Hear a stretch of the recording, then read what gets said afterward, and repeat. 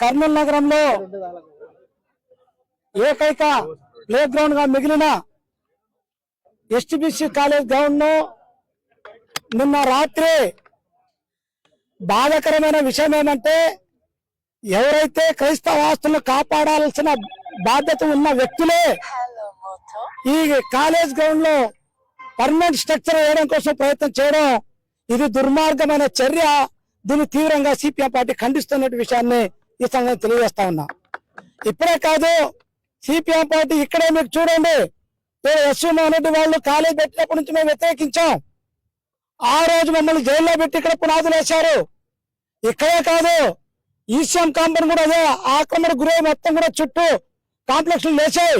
ఇప్పుడు మిగిలింది ఏకైక గ్రౌండ్ ఎస్టీబీసీ కాలేజ్ గ్రౌండ్. దీనిపైన కూడా డేగ కన్నులు పడిగాయి.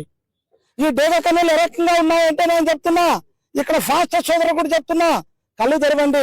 ముందు మనకు కనబడేది బొమ్మ ఒకటి, దీని వెనకాల రాజకీయ నాయకులు లేకుండా ఇట్లాంటి ధైర్యం చేసే సాహసం కర్నూలు నగరంలో లేదనే విషయాన్ని కూడా గమనించమని కోరుతా ఉన్నా.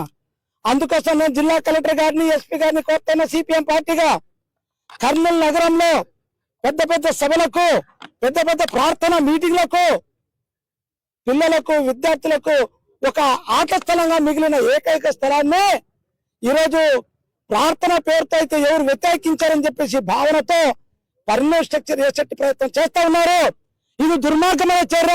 దీన్ని తక్షణంగా ఆపాలని చెప్పి మేము కోరుతా ఉన్నాం. అదే కాదు, ఎందుకయ్యా చాలా మంది అనుకుంటారు ఏదో ప్రార్థన దేవుని కోసమని.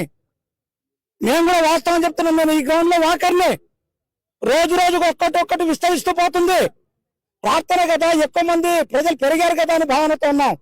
కానీ నేను రాత్రి చూసిన తర్వాత పర్మనెంట్ స్ట్రక్చర్ కంకర వచ్చింది, ఇవి మొత్తం కూడా రాడ్లు వచ్చినాయి, ఐరన్ పోల్స్ వచ్చినాయి. ఏమి అంటే ఎండవాన లేకుండా ఉండడం కోసం చేస్తున్నారంట. అయ్యా, ప్రార్థన ఎలా చేస్తారు, దేవుని భక్తి ఎలా ఉంటుంది, మేము కొత్తగా చెప్పాల్సిన పని లేదు.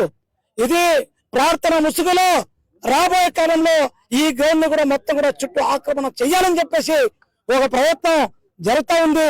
అందుకోసం కర్నూలు నగరం ఉన్నటువంటి భక్తి ప్రేమికులందరూ, క్రైస్తవ ప్రేమికులందరూ, అట్లే సామాజిక దృక్పథం కలిగిన రాజకీయ పార్టీని కోరుతా ఉన్నాం. అందరం ఏకమవుదాం, జెండాలు పక్కన పెడదాం. ఈ ఎస్టీబీసీ గ్రౌండ్ ని కాపాడుకోవడం మేము ప్రధాన బాధ్యతగా ఈరోజు అందరూ ఆరక ముందుకు రావాలని చెప్పేసి సిపిఎం పార్టీగా నేను విజ్ఞప్తి చేస్తా ఉన్నా. ఈ గౌరవం కాపాడే వరకు అవసరం అనుకుంటే జైలుకి వెళ్ళాలని కూడా సిద్ధంగా ఉన్నామని చెప్పేసి ఈ సందర్భంగా ఆక్రమణదారులకు ప్రభుత్వానికి నేను హెచ్చరిస్తా ఉన్నా.